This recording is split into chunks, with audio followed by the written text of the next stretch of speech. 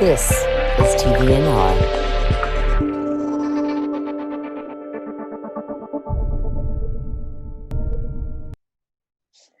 Welcome to another episode of TV&R. We're on episode 4, and I'm really excited about today's episode because I've learned that for those who don't want to necessarily be in front of the camera, they perhaps creators and want to be the ones to create the TV shows that stars get to star on.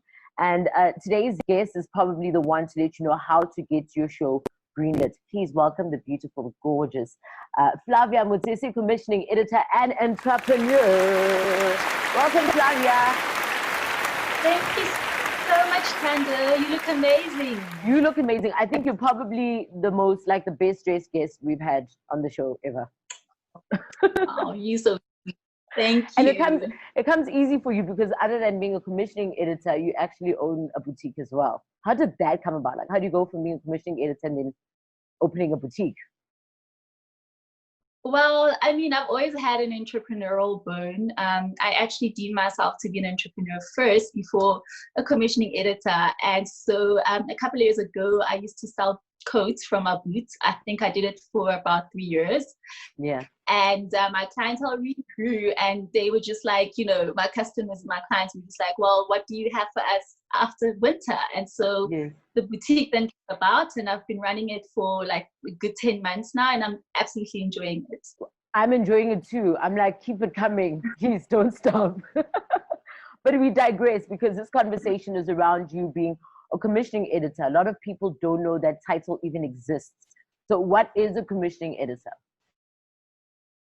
I mean, it's quite interesting that you say a lot of people don't know that title even exists. I myself didn't even know it existed prior to me actually doing the job.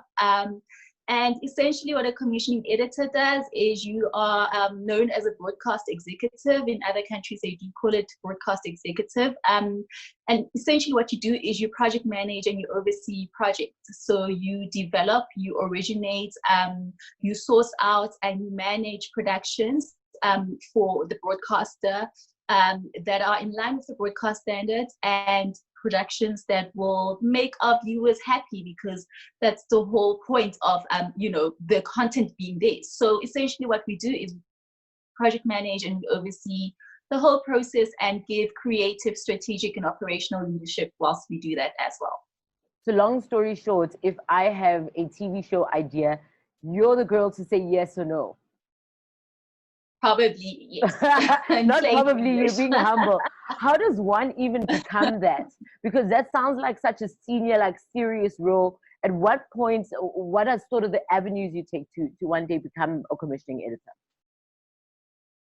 Yes, I mean, it is a very important role to play because, you know, the buck starts and stops with you. And essentially what you need to have, because I do get the question a lot, is extensive sort of producing experience, because you're going to be guiding a lot of executive, creative and line producers. So you need to have that experience yourself as well. You need to have a film and television or media related qualification. And you just need to really, really understand the dynamics of what broadcasting entails, production entails, writing, creativity, and just have a whole sort of like spectrum or holistic view of the industry in a sense. So it does come with a lot of requirements, but I think what I would start with is just have the qualification and then build your way through in the industry in order for you to be able to obtain the role. What are some of the productions that you have greenlit that you are most proud of?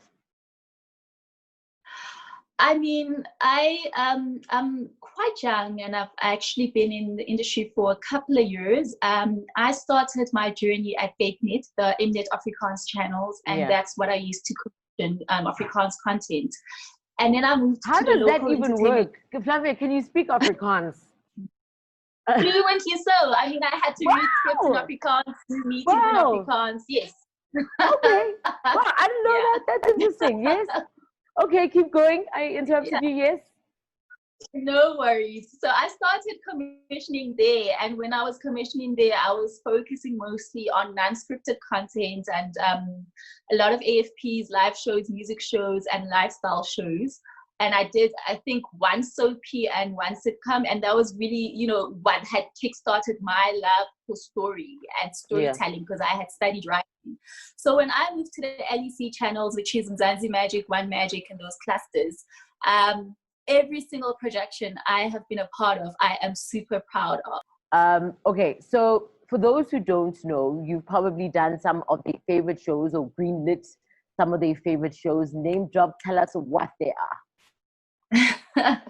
Yes, I have done quite a few shows, and when I was at GateNet, I've done a lot of unscripted stuff, and I think I did Saint Wisdom, which was my first sort of scripted telenovela that I did, and I'm quite proud of, because it paved the way for colored content and colored Afrikaans speaking audiences.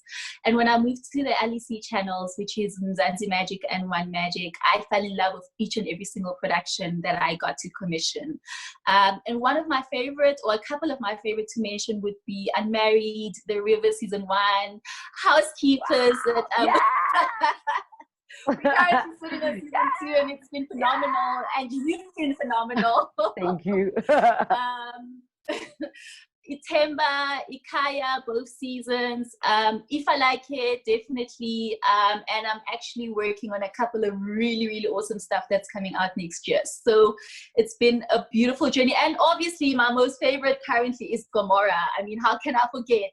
I mean, I thought Housekeepers was your favorite, Flavia. I'm just like, It's like having to choose between your children, isn't it? But you know what? Housekeepers is the most amazing series that I've ever worked on, and it definitely is my favorite. And Gomorrah is my favorite TV that I've worked on. They're not, okay, we'll accept. Genres. We'll accept. We'll accept.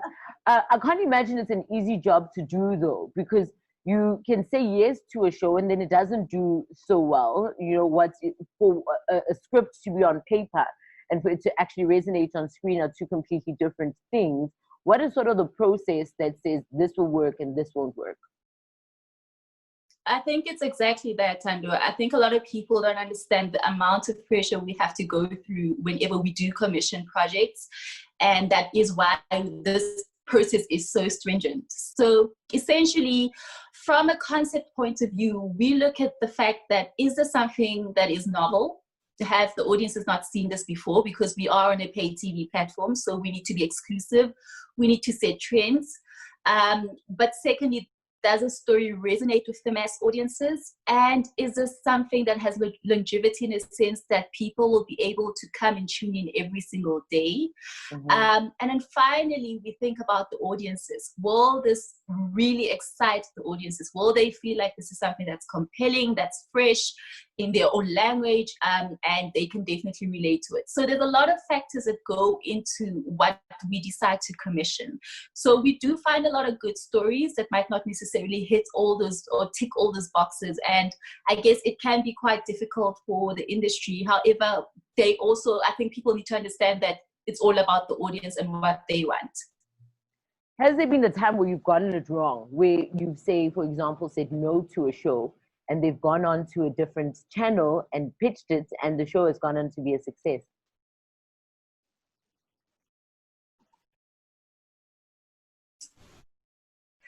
I guess what I'll say is, well, since I've been in the platform, I feel like you're not answering the question. You're thinking too hard about it. I feel like there definitely was a show. There was. Oh, to date, I'm not even going to lie. I haven't really experienced us saying no to a specific show and it had gone to a different platform. And from a scripted point of view, I haven't really experienced that as yet. Yes. If I'm a young person and I have a young production company, what is sort of the process of pitching a show to Mzansi Magic or One Magic? The process is pretty much simple, and it's similar to everybody, whether you're young or old, it doesn't matter. Everybody goes through the same process. And essentially what you do is you go to a submission portal and you click on which channel you want to submit your proposal for. So be it Mnet, be it Mnet Afrikaans, be it Mzansi Magic, as you mentioned. And there's a set guideline as to what we require. So we don't want full scripts because we develop the concept with you. We just want the high idea in your concept. And then from there on, we then go through a sifting process where we sift on a regular basis, and then we look at the story, see whether it ticks all the it has potential rather. And once we feel that it's something that has potential, then we call you in for pitch, and that's where the process starts. And once you've pitched and we get to engage with you, if the story still has potential, then it goes to a more stringent pitching process, where we then take you to senior managers and you pitch to them. Once that's approved, then the commissioning process starts. So it's a whole journey. Sure. Yeah. It sounds like a scary process. Another part that I've always wondered if commissioning editors have a say in is in selection of roles. So for example, say my show is greenlit and we get to a point where I, as the producer, am selecting the cast, and sure, I come up with a short list, which I have to submit to channel. Does the commissioning editor then have the final say as to who the cast members are?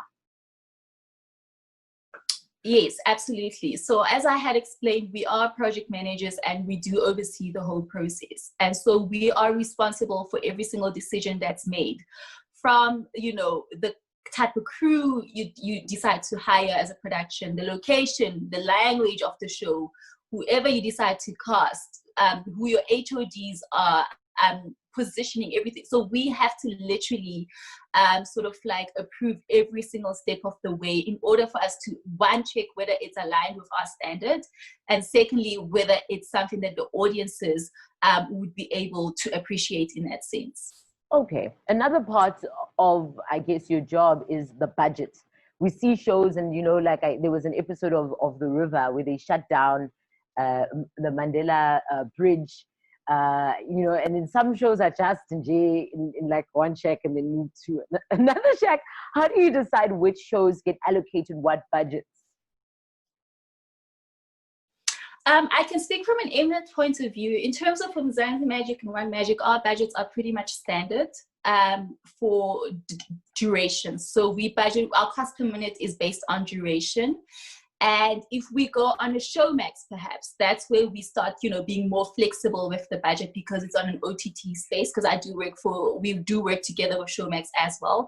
And if it's like a high-end co-production, like a Trackers per se, that's where, more funders start, coming on board onto a project, and the budget can then be a bit more flexible. But in terms of our normal stuff that we put on linear TV, the budget is pretty much set in that sense.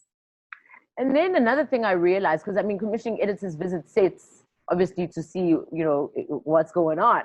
But I noticed how everyone just literally shakes. I didn't get it. I was just like, why is everyone is like packing away their bags? Everyone is like on their best behavior.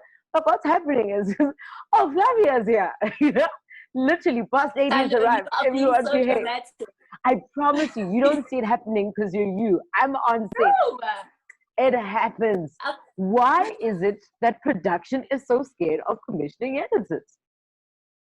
I should be asking you, because you've seen me on set quite several times, and I'm always so nice, and we get to chat, and it's chilled. I don't see anything wrong with, I don't know.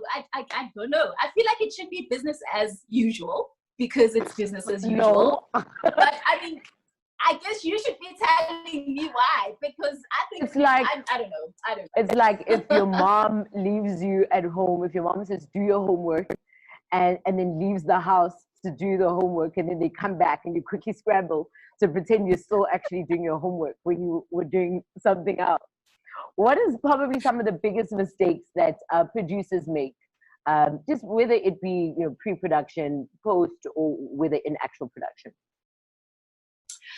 I think some of the biggest, I would say, mistakes producers make is sometimes to just act impulsively without checking.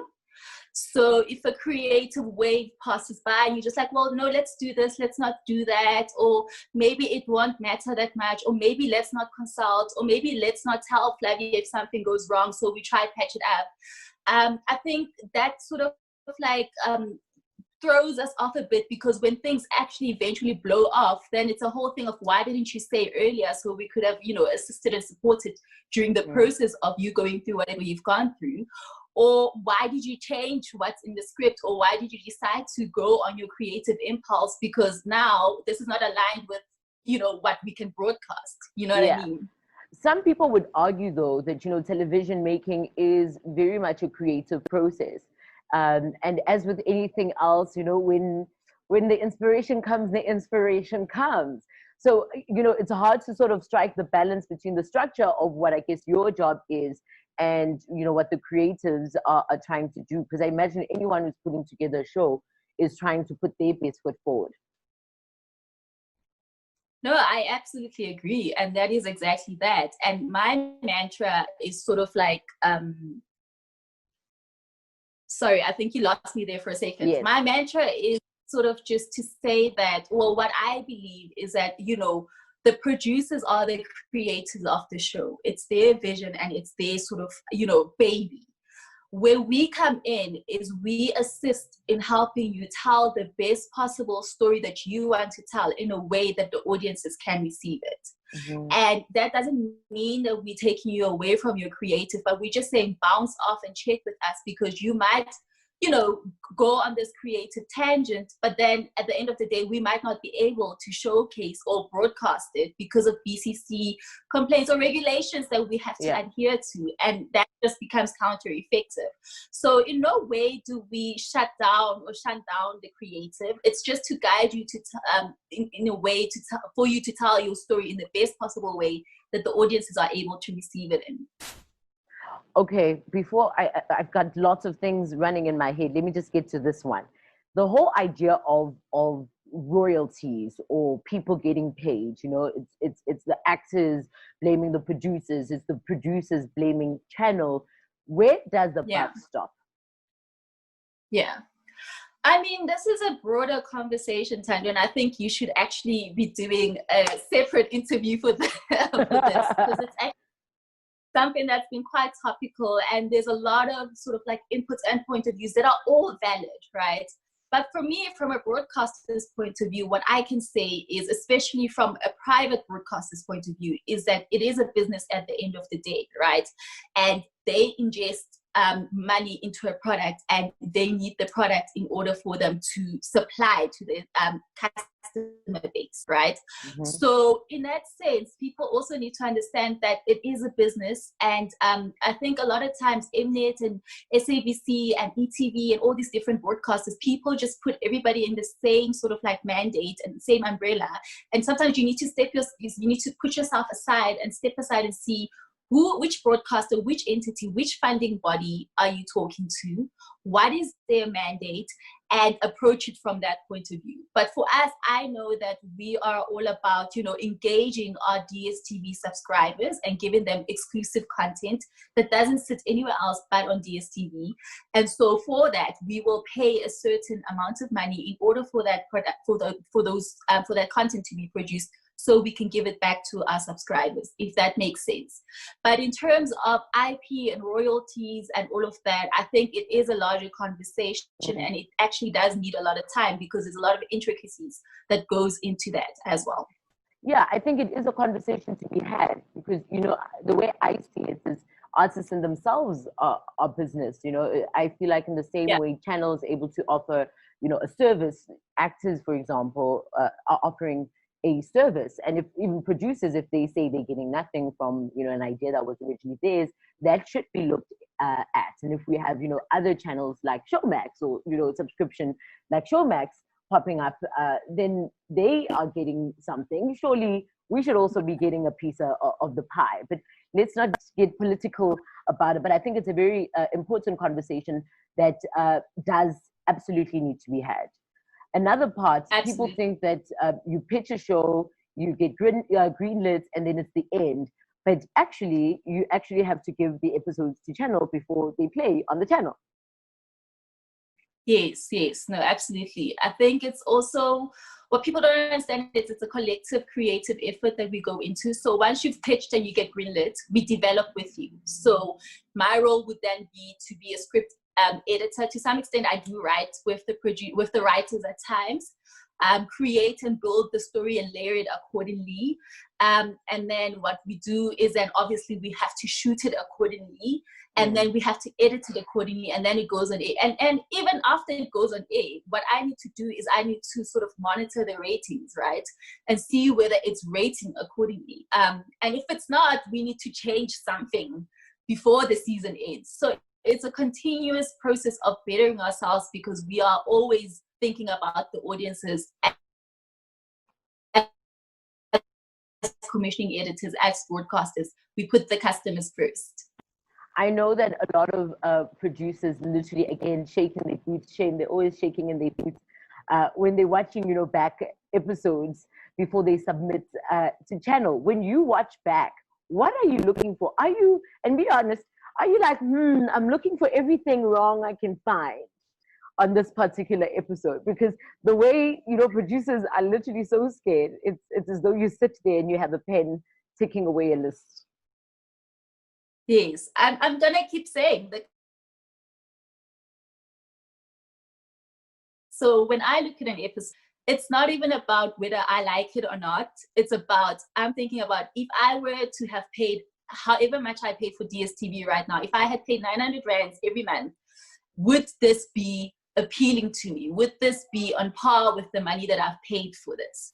So what I look for is quality. I look for story. I look for technicalities. I look for performance. I look for everything, just to ensure that we give the best possible product to the viewer by the time it goes on air.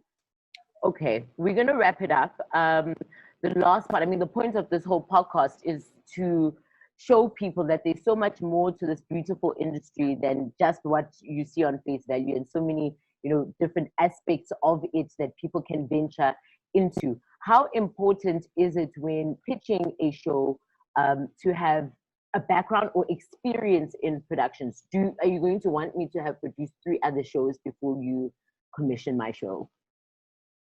I think that's a brilliant question. And I think before I even answer it, I think this is also just such a great platform. I should have actually said this up front. But I think what you're doing is actually paving the way for so many people. You're opening up a lot of sort of like things for people to understand how the industry works. So kudos on you for that. And I think I would be very much interested in hearing the podcast regarding royalties and IP and all of that. So you should definitely have a conversation. I think that would need like 10 people. That would need all the stakeholders. But I don't know if everyone would listen to each other. But yeah. No, absolutely. I think you would need all kinds of industry leaders, I guess, in order for, and performers, so that everybody's point of view is brought across. Sorry, but just to get back to your question, which has a very simple answers. For us, we look for story, regardless of whether you're thando, thabethe, or Flavia, or whoever. We don't care. Its story is king. So even if you don't have experience, if the story is brilliant and it resonates and it's something fresh, we will make it work. We will be able to pair you up with someone if you don't have the experience, so you can produce your stuff with someone who can help you, produce it accordingly. But for us, story is key, and that's the only thing that we look for when we find concepts. And I think it's very evident in the kind of content that you guys do commission, because it's young, it's fresh, it's relevant. Young people resonate with it. It's not like a story from that you don't understand. It's a story that very much hits home, because those are the people we hang out with. Those are the people who are telling our story. So kudos to you guys. And I think the most beautiful thing is to have a Black female commissioning editor, greenlighting all of our favorite shows. I think you're absolutely a phenomenal person, literally the most down to earth. A lot of people get, a certain level of power, and it sort of gets to their head, and they're unwilling to propel those that come after them. And I think you're one of those people who are and have always been very open to do that. I thank you for your time, which I know is very precious, and for enlightening us on your incredible job. Thank you so much. And I'd like to also just add that I had been given an opportunity as a young Black female to voice out my voice and to bring, my essence in the broadcasting space. And in that light as well, I don't feel like we have enough young Black females who are creating and producing stories for our platforms. And I'd like to urge and use this platform, urge a lot of fellow sisters that, guys, please do submit your proposals. Please do bring out your stuff so your voices can be heard, so we can tell our stories more. I think there's a lack of strong Black females that are in the forefront and leading productions and leading writing rooms. Exist. I don't know why they have not been coming up front, but we are there. We are accessible.